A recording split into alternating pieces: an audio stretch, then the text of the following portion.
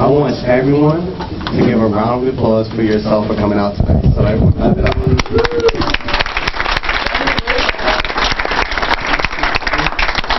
I want to welcome you all to 100 State. For those of you who don't know, my name is Gregory St. Fort. I'm the executive director here.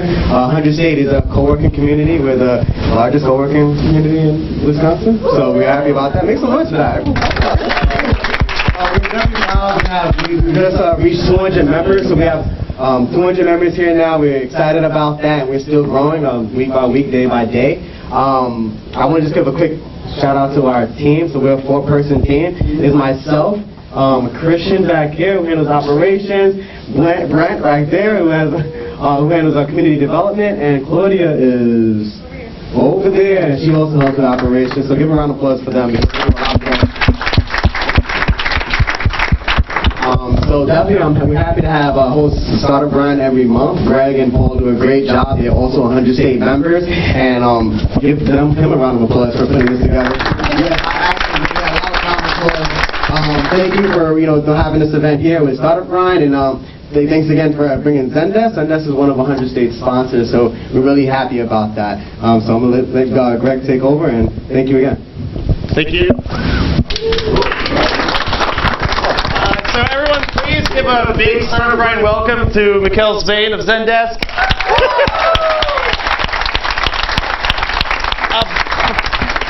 Before we get started with the fireside chat, who here has seen Mikkel speak before? Okay, so maybe a third to half the crowd. Cool. And who here is coming for their first Startup Grind event? Oh, cool. Another about half the crowd. Great. Well, welcome out. We're really happy to have you, Mikkel. Thank you. So I guess we can just get right to it. Tell us a little bit about what inspired you to start. Tell us a little about Startup Grind first. What is So Startup Grind, for those who are new, and we do have many new folks. Startup Grind is a community of folks who are here to inspire and educate other entrepreneurs through monthly fireside chats and meetings, just like the one you're seeing right now. So we've got chapters all over the world, and Mikkel has spoken at 7 of them, so he's a really, really big supporter of us, and we love that so much. Thank you. And we've been doing it here in Madison since October of last year. This puts us at around our 9th or 10th event, and it's by far, I think, the most honored we've been so far to have a speaker here. So thank you, Mikkel. So tell us a little bit about what gave you the idea to start Zendesk way back when in 2007, the very beginning. Sure.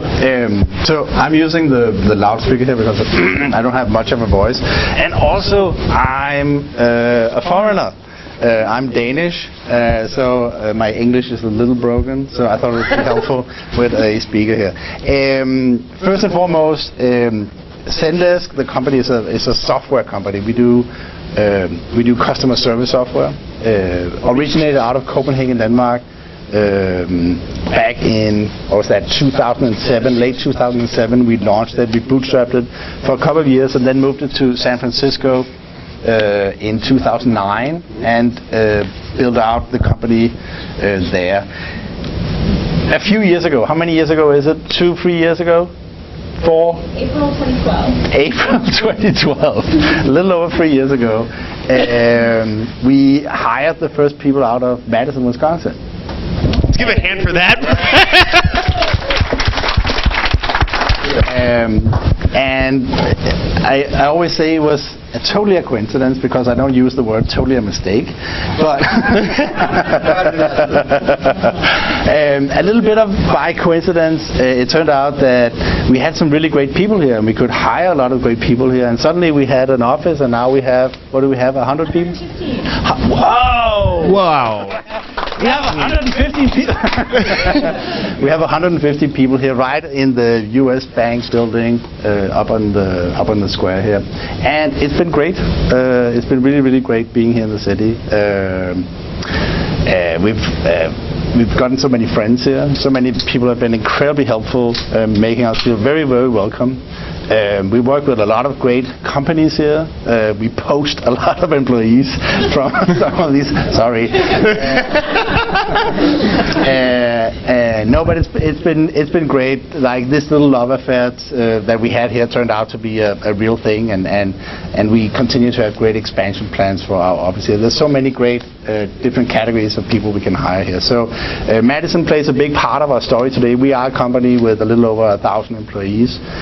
So a little over 10% of our workforce is based here in Madison, Wisconsin. Yes. And what was it that took Madison from just being a place that happened to have a few employees to having a full-on campus with 115 now? Yeah. Well, it's one of these things where I think the original story was that we hired a couple of guys here, and they were supposed to move to San Francisco at some point, but for some reason that just didn't happen. And then we had to hire more people for that team, and San Francisco is a terrible place to hire people. There's so many shiny objects, and there's so many. There is, and there's so much competition for talent. It's a little crazy, but it turned out that these couple of guys we had up here, they had a really good network and could hire more great guys for the company. And suddenly, we found out that we had 10 people here, and they were all working for somebody's flat. We're like, okay, that probably doesn't scale. But you guys started in a loft, right, or something? Yeah. There's a lot of lofts and kitchens in this company's story. So, by the way, I just want to say, I think we're live streaming this event. We are. Yep. We are live streaming to where? To the internet, to the cloud. Okay. Yeah. Okay, so we are live streaming, and we are also recording, and I also have the family of a board member in. Yeah, that's you, Matt. Matt is the nephew of Betsy Nielsen, who's on my board and who's chairing my audit committee. So that's some serious stuff. So this conversation will be totally on record. Okay, got it. Yes, but afterwards. And you're welcome to have some more beer. But before Madison and all of that here, tell us a little bit about what it was like starting this company in Copenhagen. Sure. Copenhagen is a tiny place. We are a total of 5 million people. We have our own language. We have our own everything. We are part of a European community and the European Union, all these different things. But the European Union is still very much like many different languages, many different cultures, many different currencies, many different ways of doing business.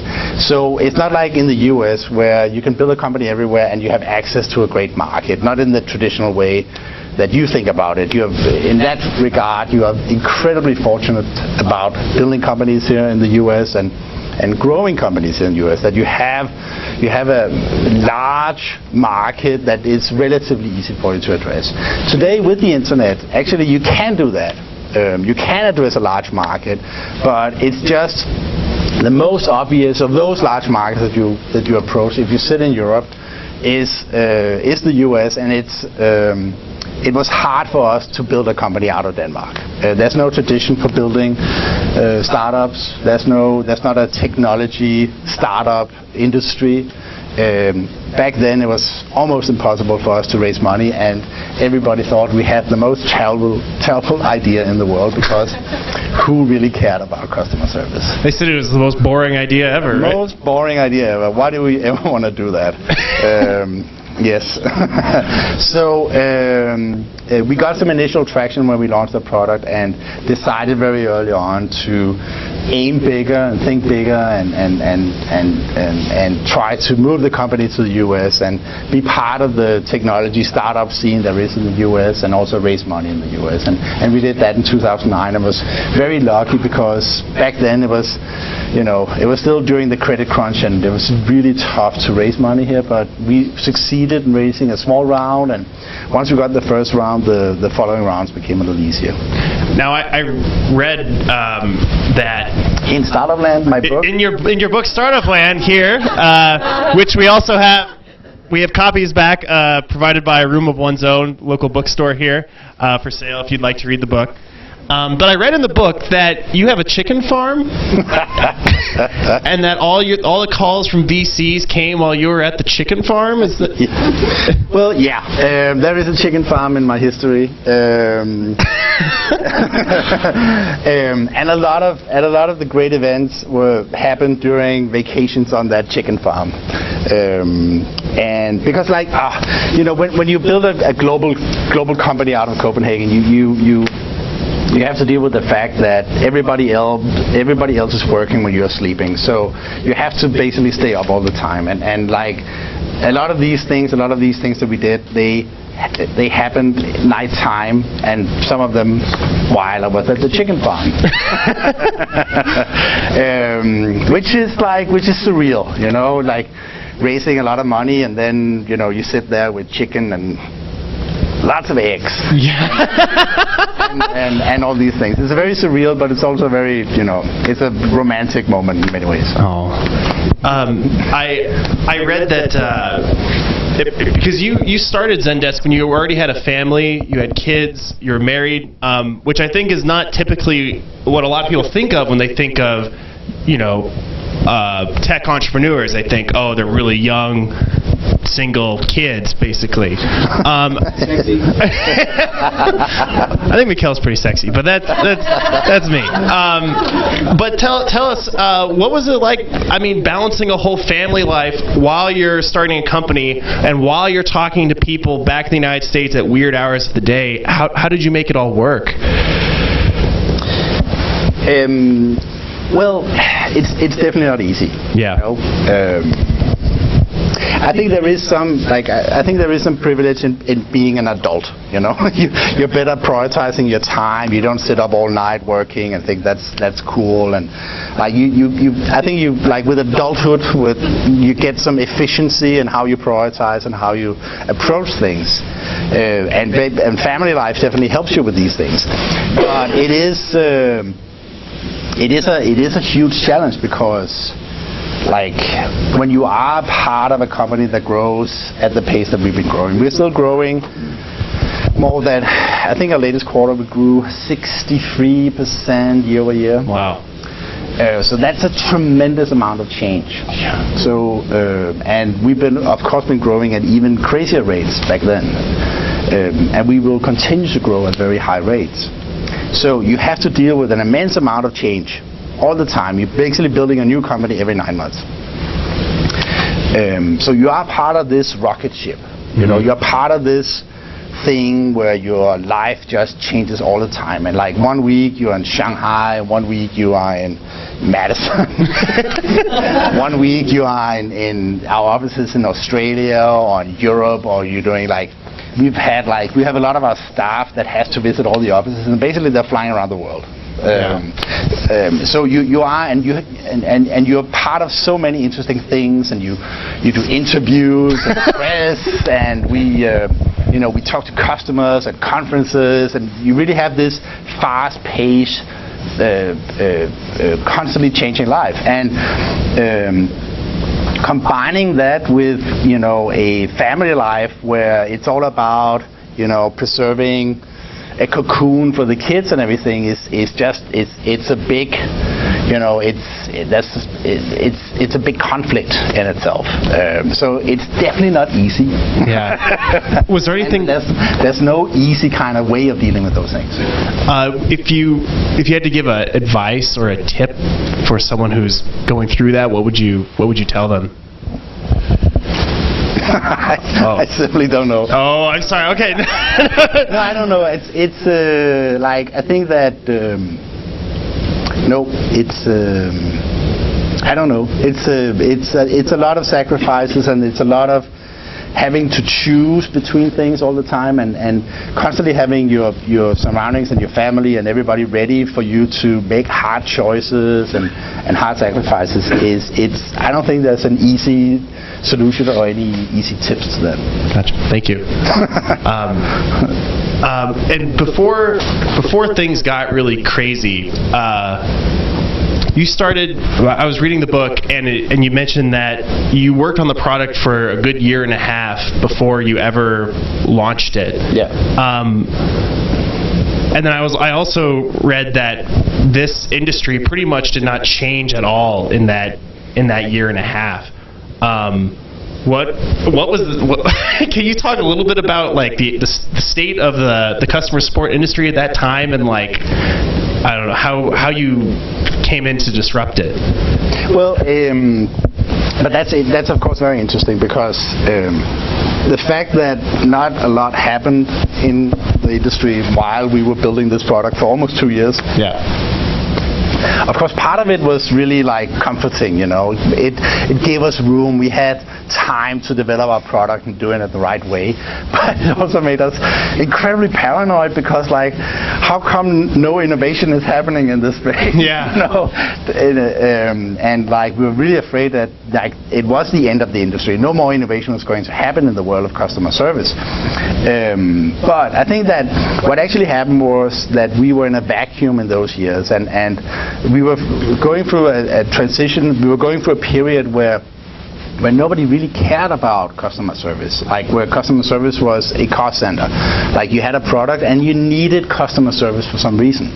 Like, it was an obligation, it was kind of a check the box exercise, but it wasn't something that really meant a lot to you as a business. Whereas today we are in this period where, you know, customer service often runs the business, where the relationship with the customer has become so important that they have to put it at the forefront of their business.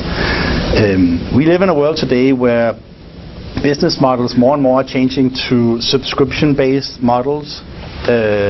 We all know that from services that we're using, everything from Amazon Prime to, you know, Netflix, to a lot of services have become subscription-based services. Even Zendesk, it's not a, you know, you don't buy Zendesk, you subscribe to a Zendesk license and you pay it on an ongoing basis. So more and more models are moving to subscription-based models, or to what we call convenience-based models.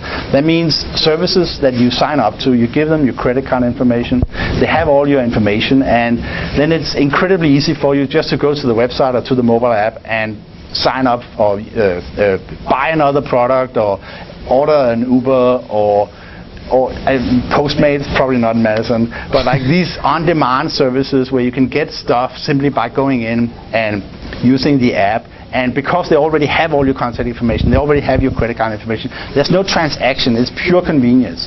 For these type of services, it's so easy for us to pick another service if we're not satisfied with the product, and therefore, like therefore also it's not, for these type of services, it's not about the individual transaction, because that we pay $2 here and $5 here, or $8 here and $20 here, doesn't matter that much. Like, it's not the individual transaction, doesn't matter that much. What matters that much, what matters is that you retain the relationship with the customer over time, that the customer keep coming back and spend every week, every month, every year for, you know, 10, 20, 30 years, because that's where the real value of that customer is. So for these type of businesses, the long-term relationship, the lifetime relationship with the customer are so critical to their business models. And that is really where customer service gets into the picture and suddenly becomes dominant for how these businesses are capable of creating real relationships with the customer, so the customer just don't go elsewhere. And at the same time, I think also we have realized how powerful, as consumers, we have realized how powerful our voice is. You know, if we have issues, if we have if we have problems with a service, like we're really good at sharing that, not only with our friends and with our families, but with the world. Like we can take companies down simply by complaining loudly about their service. And so companies have realized that they can't just like, customer service cannot just be an afterthought. They have to put it very central in their processes. And I think for a lot of these companies, they've also realized that, that when the voice of the consumer is so loud, of course it's a potential threat, but it's also an opportunity, because if they provide that great service, if they provide that great customer experience, then suddenly we will also share that information, and suddenly we become almost an extension of their marketing activities. Because we will go out and say, this experience was fantastic. We talked about that just before, about my Everlane experience. I bought a hoodie from Everlane, and it was just a fantastic experience. We've been helping them with a Facebook integration so that they can manage all the customer interaction, everything from invoices to shipping notices and so on. They can handle that through to customer service, and additional transactions, they can handle that through Facebook Messenger. And it was this fluent, easy interaction. It felt incredibly natural, even though it was with a company I've never known before. And I've been telling everybody about that interaction because it was awesome. And suddenly Everlane, they don't need to spend a lot of marketing dollars on, commercial ads on the bus and I don't know what. Like suddenly they have me going out and telling all of you that you should try to use this Everlane service because it's awesome. And I only worn the hoodie once. The whole experience was fantastic. So I think that there's been a huge shift in how we think about our relationships with businesses, and how we think about what role we play in the relationship with businesses, and that has really changed the industry and has given us a huge opportunity. That's great. What was the point when? What was the hardest thing about moving to the United States from Copenhagen? It was all pretty hard. It was, yeah. It was, but like, I guess I should say, culturally, what was the most difficult thing? So many things. Like we had to start all over. Like when you move from one country to another, and like you have to learn all the, have to learn everything. You have to learn, the language is one thing. Like even though we speak English in Denmark, like suddenly having to use it on a daily basis, like it's a challenge. Yeah. And like all the, all the internal lingo and the baseball metaphors and all that stuff. Very confusing. Yes. No, but there's so many things. Like when you have to start all over in a city where you have no network, basically, I had to hire a lot of people. You're so incredibly dependent on, quickly creating network or using services where you can build trust. And there's just like differences in how, and I mentioned that in the book too, there's differences in how we kind of write our resumes, in US, like if you describe your work experience with a company here in the US, you write, so I took this company from $65 million to $180 million in revenues. And you write that and you think, oh my God, did he really take that company from 65 to $180 million in revenue? That is amazing. Yeah. Why don't we, we should, we need to hire him, and he should probably have my job. Right. Whereas in Denmark, we would say, I work for this company for 18 months.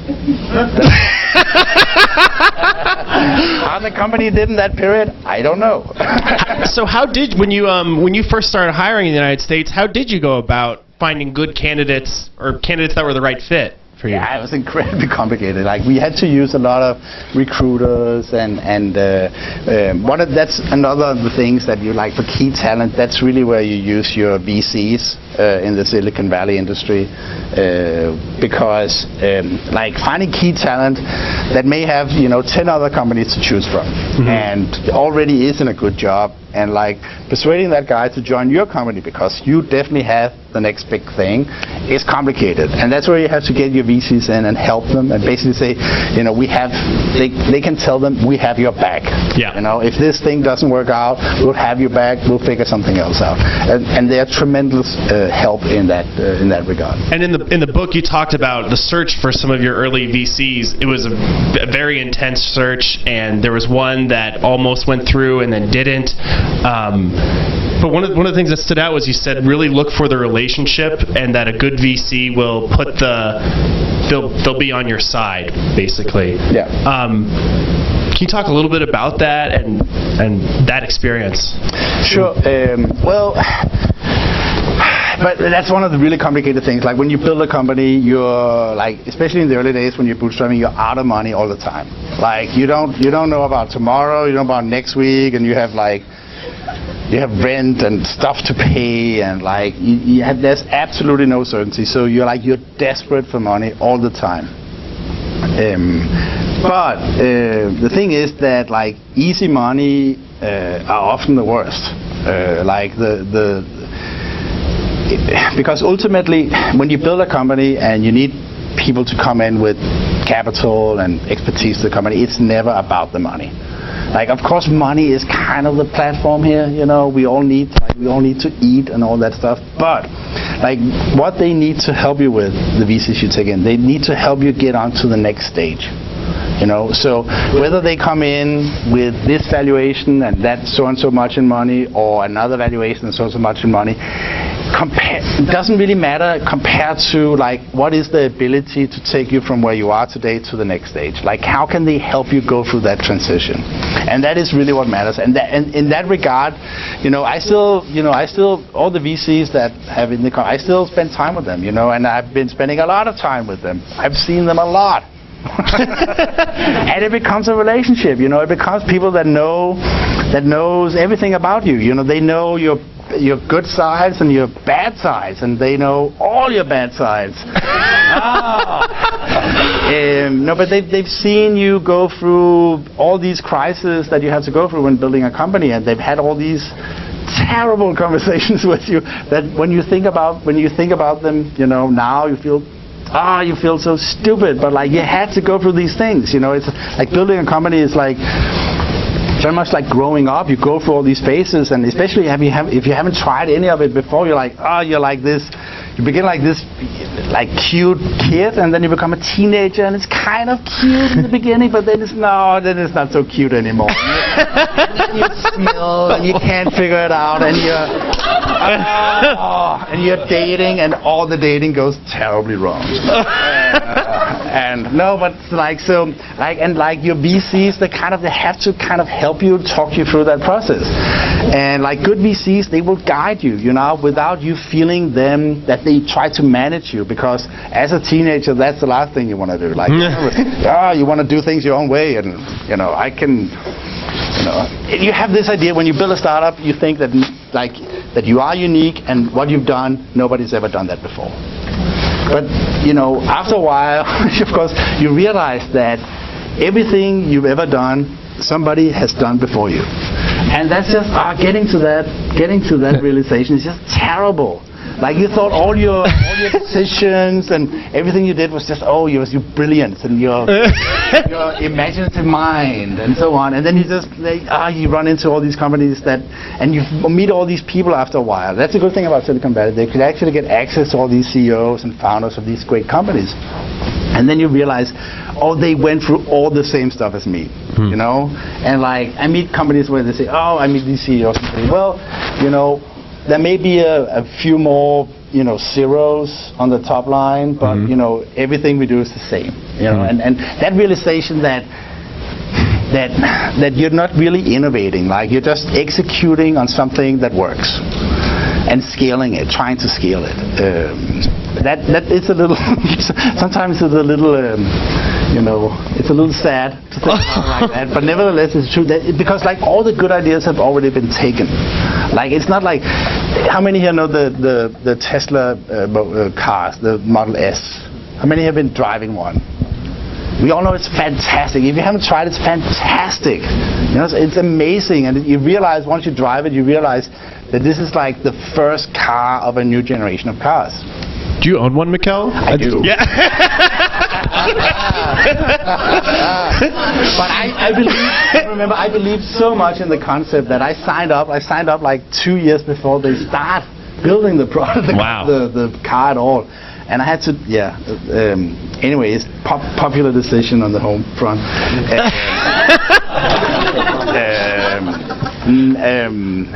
But the thing is, like, they've been building electrical cars since 1919. Like, some of the first Ford cars, they were electric. Yeah. Like, you know, we've always had electrical cars. It's just now we've had kind of the technology were at a time, and kind of somebody came up with the right kind of execution of a good idea, and they built that fantastic car. And I think it's like that with most good ideas. Like, I love the beer here, but like, we've been doing beer for a few thousand years.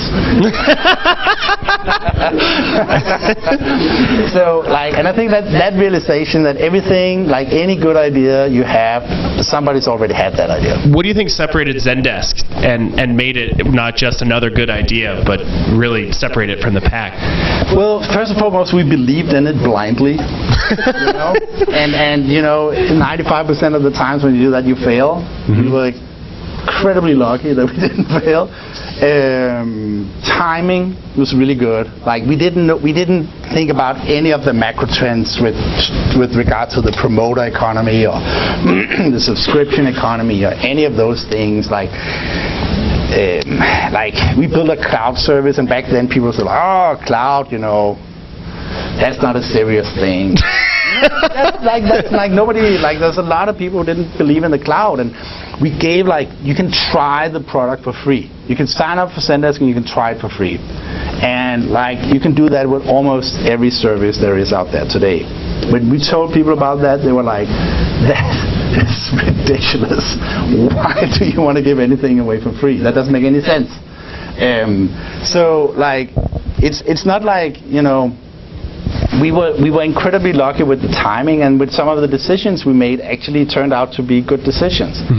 It's not because we didn't have a business plan. We had no idea about the market or anything like that. We just had some gut instincts, and then we worked hard, of course. Like, we worked like little crazy monkeys. Like, Jesus, like we never stopped. So hard work and determination, and then a lot of luck. You need that. And timing, of course. And you focused, I read in the book, you were very much focused on the product in the early days and getting the product right. Yeah, but I think that's also because because of the nature, we have 3 founders in the company, Alex, Morten, and myself, and we're all like relatively introvert people. No, but this is something I have to do, you know. There it is. Yeah. And that's why I'm wearing a suit, because no,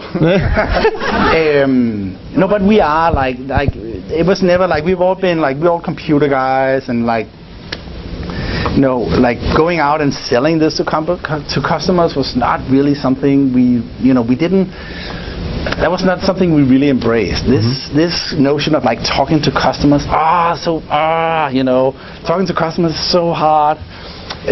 So the more that we could just let the product speak for itself and provide this seamless, elegant experience where people, when they sense the product, and almost like build some craftsmanship into the product, and like once we like really investing in that, like we let the product speak for itself, and I think that was our issues dealing with people helped us craft a better product experience. I read that you found a lot of your first customers through some web ads and AdWords, and that was everything was online. Everything was online. Wow. Yeah. We didn't invest in salespeople until we had almost 10,000 customers. Wow. Yeah. Cool. I was curious. One thing I read, especially in those early days, is you mentioned Denmark's social welfare system, and that you were never afraid of necessarily being out on the street if the whole enterprise failed. Do you think that helped did you find that was really helpful in those early days to have that kind of safety net? And do you ever wish there was more of that in the United States? Or what's your perspective, since you've got this really interesting transatlantic perspective? But it is really interesting that we have an incredibly big and really well-functioning social welfare system in Denmark. Like, it's like if you fall, you will be, what do you say? Like, somebody will lift you up again. Somebody will get you back on your feet, or the welfare system will get you back on your feet. I have an older brother myself who got into a lot of trouble and ended up being an alcoholic and living on the street for a while, and we didn't know where he went or anything like that. But like, the system stepped in and got him back on his feet, and he now lives a totally normal life. No, like, he lives like what we will. He lives a good life, and that's incredible. It's also incredibly expensive. Incredibly expensive. Like, we pay a lot of taxes. Like, you pay between 50 and 65% income tax. We have 25% VAT on everything. Everything. We have 250% taxes on cars. 250. Yes. And then we have all the other taxes. Harder to buy a Tesla with that car tax. So it's an incredibly expensive system. But the funny thing is that it should, like, because you have that safety net, it should make it very easy for people to have appetite for going out and starting companies. But it doesn't. There's very little willingness to go out and take risk. It's not a big, like, we don't have a big entrepreneurial culture. We have very little mobility too. Like, you can go from you can drive from one end of the country to the other in less than 5 hours. Like, and that's including bridges and ferries and I don't know what. But still, like, people, they don't take a job if there's more than 25 minutes of commute. So like, it becomes like it's a great society, it's a great place and everything. But like, it makes you a little lazy, and it makes you it doesn't make you the biggest risk takers in the world. I see. And did you notice that cultural shift too when you're in the United States and Silicon Valley? Yeah, I think that's being part of the U.S., the American dream. Being part of this whole entrepreneurial culture that you have so many places in the U.S. is a fantastic experience. Of course, and I describe that in the book too, that there's this brutality to it. Like, Americans have this willingness to start all over. Something doesn't work, we'll tear it down, we start all over. And there's not a lot of, what do you call it? Like, you don't look back over your shoulder and think about, what is that word I'm looking for? Sentimentality. Thank you, Judy. There's not a lot of sentimentality about the decisions you make in the same way that we see in Europe. There's not all that. You don't have all that legacy to carry around, which is, can be great. Oh, we have all these old castles, fantastic.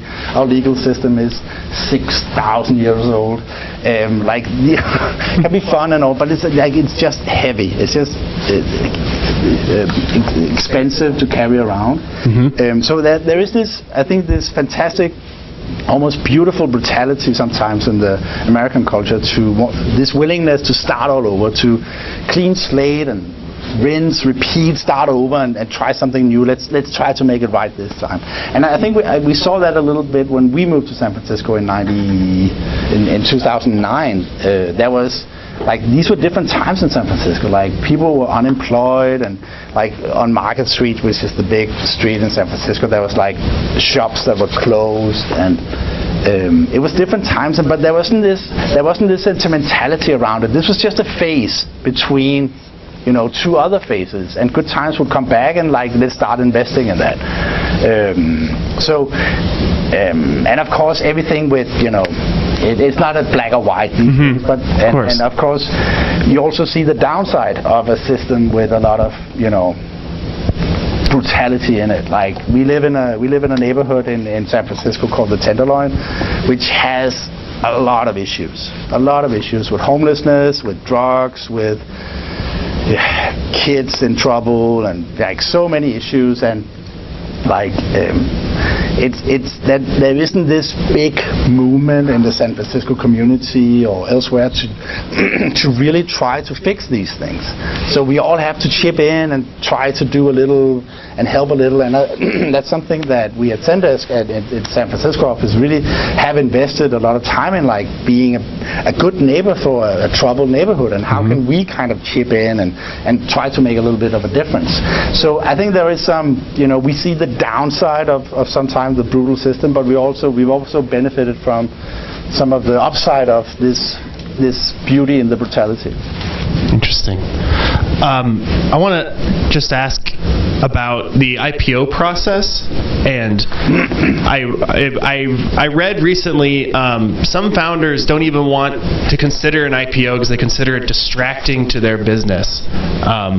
What was that experience like for you, and what was it like taking a company public? That's not something many of us get to do. Well, I think a lot of these conversations around should you take a company public or not are slightly academical and like a kind of conversation you can have today.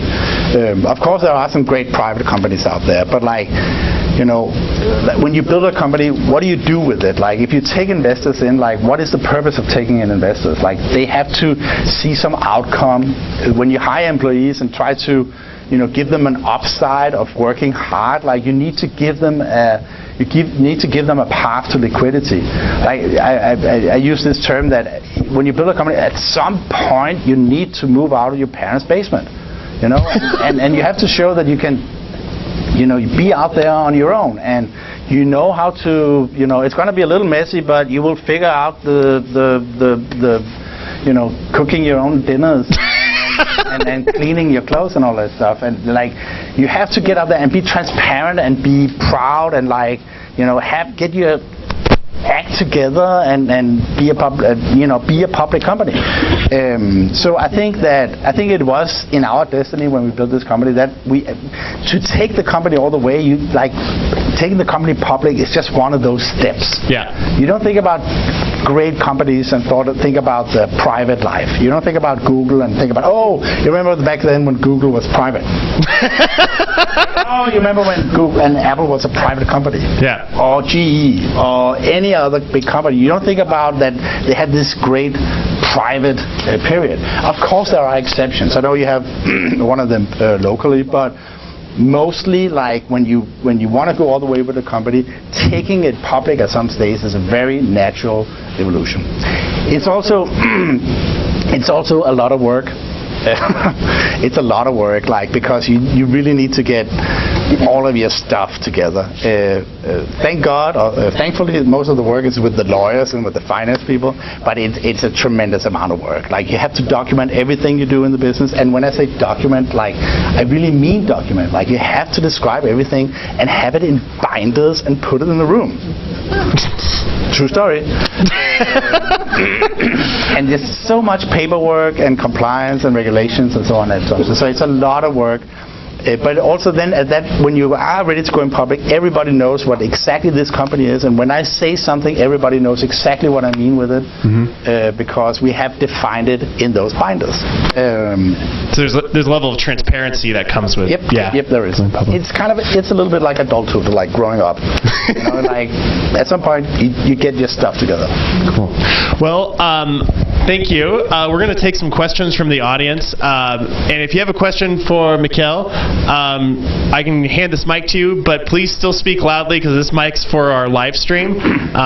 Who has a question? Yes, hi. And please state your name before you ask your question. Okay, sure. Hi, I'm Susan Healy.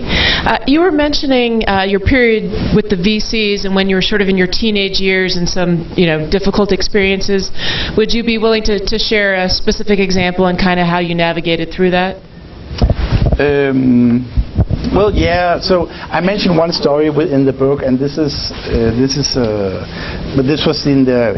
a story with an angel investor. So not a professional VC, but an angel investor. And actually, we had really high hopes for this guy, but it was just very obvious. It became obvious at some point during this process. And the process, when they when they tell you we want to make this quick and easy, something is wrong. Especially when they don't make it quick and easy. When they start probing you and it gets more and more complicated, then there's a disconnect between what they say and what they actually do. So we definitely felt that this angel that we worked with was trying to leverage his own position, trying to optimize his own position, and that's always a bad sign, because it's not about the initial percentages. It's really about the synergy you're creating together. So trying to kind of that, of course, like when you go in with some money in a company, you have to agree on a valuation and you have to agree on some, pretty clean terms. As soon as it starts that there's like an extra comma everywhere to kind of optimize it for the person putting in the money, it's a bad sign. So we were completely out of money at that point and close to signing with this guy, but basically agreed to say no to him, even though it made a lot of, problems for us. We just couldn't go through with it because, with these guys, you spend you spend a lifetime with them. You work with them for years and years, and if you get off to a bad start, it's a really bad sign. But we've had many different experiences. It's really, really hard. It's so hard raising money, especially the first round. But I would always say, especially you have to always focus on the first VC or the first investor you get in. What are their abilities to take you to the next level? Can they help you make sure that the next round is easy? And in many ways, that's what you do with VCs, is that you get them in so that they can help you with the next round. Cool. Thank you. Other questions? Yes. You talk about the help desk being kind of a boring industry that you disrupted. Do you see any other industries that are boring that really need disruption? But I think all industries... Mike Walsh. Yeah, hi, Mike. I think basically all industries are boring and need disruption. It's not like, Jesus Christ, file sharing is not very sexy, is it? But still, like Dropbox and these kind of companies just makes it very easy and transparent and been executing on, we've been we could file transfer protocols. FTP has been around for many, many years, but somebody came in and actually made it transparent and consumerized, made it easier for consumers and made it a little bit sexy, and I think that goes a long way. And I think the same thing with cars. It's not like we don't I talk about the Tesla. It's not like it's still just like something that brings you from point A to point B. No, but it's not more than that, but still, somebody can come in and still disrupt the heck out of an industry, and I think we have room for that in every industry. It's about finding the right timing, both in terms of market adoption and technology, especially, and then have the right execution for it. But I don't have any brilliant ideas to where you should go out and disrupt. Yeah, in the back. Hey. Michael. When you look at Zendesk and look at support software, are you seeing anything out there what are the other gaps for support? Well, I think that we see a lot of different trends. There's a lot of stuff going on. I think that one of the big drivers we see is that a lot of our customer service conversations are moving from email and phone over to messaging and chat. That you can just chat with somebody on a page or in the app or whatever. And without having to sit on hold and have this awkward conversation and spell your name 15 times, all these different things that you can see that all these things happens in a medium that we are much more especially in newer generations, are much more accustomed to chat and messaging and so on. So we'll see a lot of that. A lot of the customer service conversations move to these new channels, and we also see a big trend where today customer service is very much like a destination. You bought something and then you got a order number, and you have like a receipt from UPS or whatever, and then you have to go somewhere else if you have an issue. You know, you have to find, where's the number? It's like a separate department, it's a separate group. Like all these customer-facing interactions are going to merge, and that's why I mentioned this Everlane example. It's a great example of it. Like I buy a T-shirt or this bought a hoodie, and then the entire post-sales conversation moved to Facebook Messenger. So I get all my receipts there. I get my UPS notifications. If I have a question, it gets answered kind of in the same conversation. Want to receive Facebook? Yeah. Hit me. I'm open. I have no privacy concerns here. It's so much easier. Just like I would use it. I wouldn't. Oh yeah, but you can always download it. You can always download a copy of it. It's so much like, you know, I don't have copies of stuff anymore. They just exist in my email or in my Messenger clients, whatever. Much more convenient because these guys are so much better at providing a search interface than I am. That's for sure. I think it becomes like a much more natural conversation, and we already see that in some regions of the world. For example, in China, where there's a platform called WeChat, which has basically become like this separate, almost platform for internet. And it's a communication, it's a messaging channel, but it's also like you can order your cab, your food, you can pay with it, you can order products, it's a commerce site. It's all happening in the context of a conversation. And I think that paradigm is incredibly interesting, and we're going to see a lot more around that. Let's have 2 more questions from the audience. Hi, Mike Sanders. Can you share like a defining moment or a major pivot during the early years?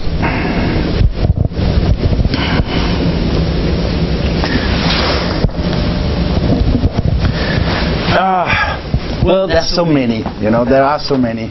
We never truly kind of pivoted the company, but like we learned, like especially in the first 6 months, like we really focused on just getting as many as possible to try the product, and like we got so much feedback in that period that we used to really optimize the product for what the customers actually wanted. And that, like having that phase where you can really optimize and you have flexibility and you can really interact with every single one of your customers is so incredibly important.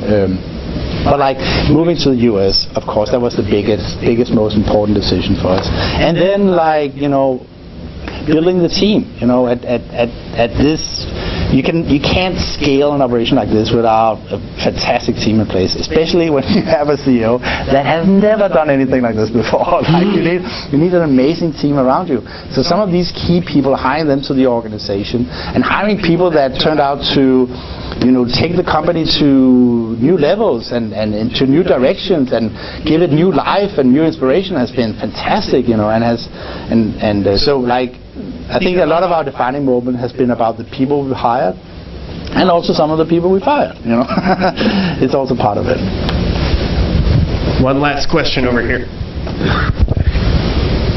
Hi, my name's Alex Stanton. So you said kind of back in the talk how with the VCs and kind of being in Silicon Valley around other startups who have been through the same thing and the insights you draw from that, if you could go back to yourself at the start now, what's like the one critical piece of advice you'd tell yourself?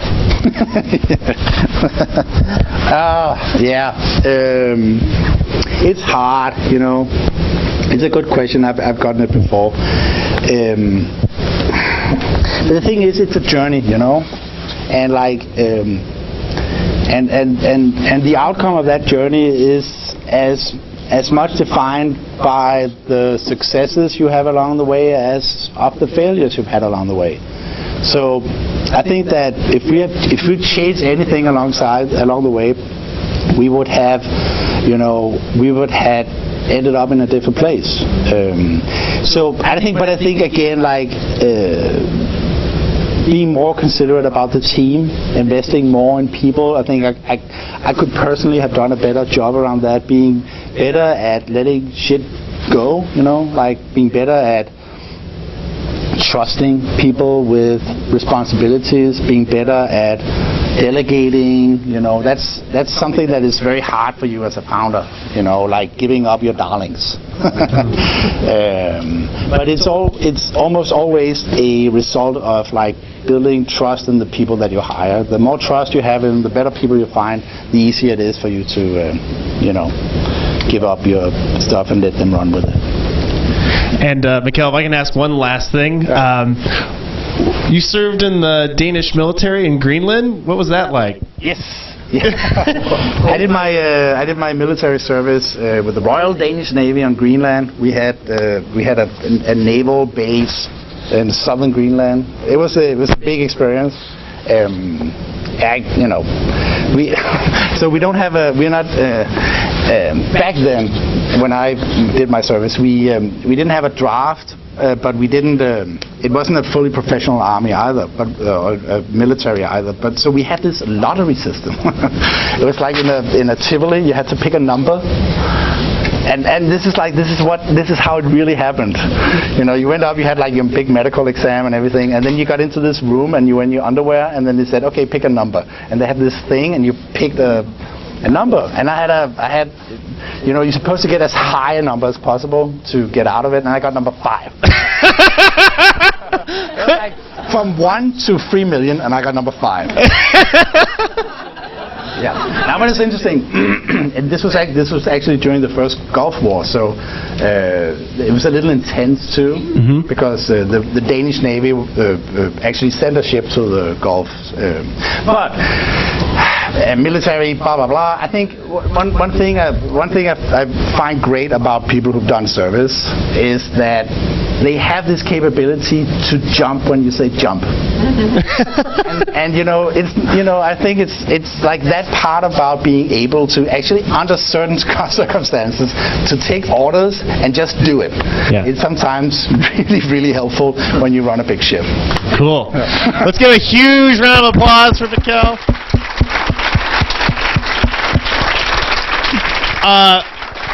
I think we've got some more beer, and we also have, I think, a little... Oh, yeah. Yeah, so, sorry, I have a note, because one of the organizations we work with here in Madison, as in San Francisco, we have a big CSR program, and it's very important for us as a company to be a good neighbor in the communities where we are. And one of the organizations we work with here in San Francisco is the Children's Museum, also here on the square. And I've been told to announce that they have their adult swim party on Friday, and it's August 28th, and it's if you haven't done it, it's a lot of fun, and there are a lot of cocktails, and you can do all the kids things without kids. Exactly. Especially what's it called, the big hamster wheel. What's it called, the hamster wheel? Everyone's favorite. Yes. If you haven't done it, it's amazing. Yes, but I don't know if you haven't been at the Children's Museum. It's a fantastic place. They have this amazing rooftop. And it's one of the organizations we're very proud to work with. But on Friday, Friday the August 28th, they have a beer and bugs tasting. It's called something else. It's called Craft and Bug or something like that. So basically, you're supposed to, these beers, craft beers, are being paired up with delicacies made of bugs, actual bugs. Right, I'm one of the vendors. Yeah, come over here. There's a microphone. We're an early stage startup. We're called Ed Solution. We're a cricket mill. So we take the whole crickets and grind them into a fine powder, and we sell that B2B to a number of food startups who are using it as an alternative protein source. So, but the product we have here, it's cricket salsa, not mine, but it's a thing I picked up in Mexico. So they are not ground into a powder. They are the whole crickets with some peppers. So they're a little tough to take, and I'm glad Mikkel is. And we're all going to do it. To this event, we have volunteers here tonight with the beer and taste. That's actually the actual reason for why. It's all about the beer. All right. Here's your beer. That's my beer. It's a good Twitter moment, by the way. Give a big one here. Make sure you get it in there. Oh, yeah. Oh. You're really gonna do that? Oh. Can I get a photo? Oh. I have a million cameras here. Right. Here we go. Smile. Got it? Yeah, I got it. All right.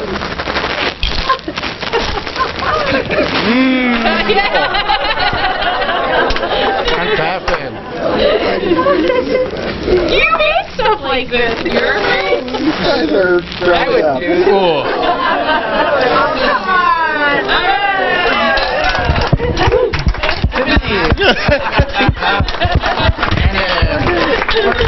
Come on. And these will make, because there's also mushrooms in them.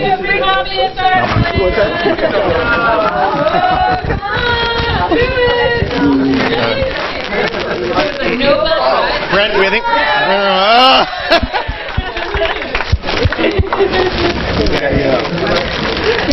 Here, we've got 2 fresh. Everybody, so feel free to stick around for drinks and for crickets or whatever they are. Our next event's on September 16th with Dan Reed from American Family Ventures. That's right here at 100 State. Thanks for coming. Thank you for your support of Madison. I think it's wonderful. And I studied in Copenhagen. I see your support and you're Danish, and I have to say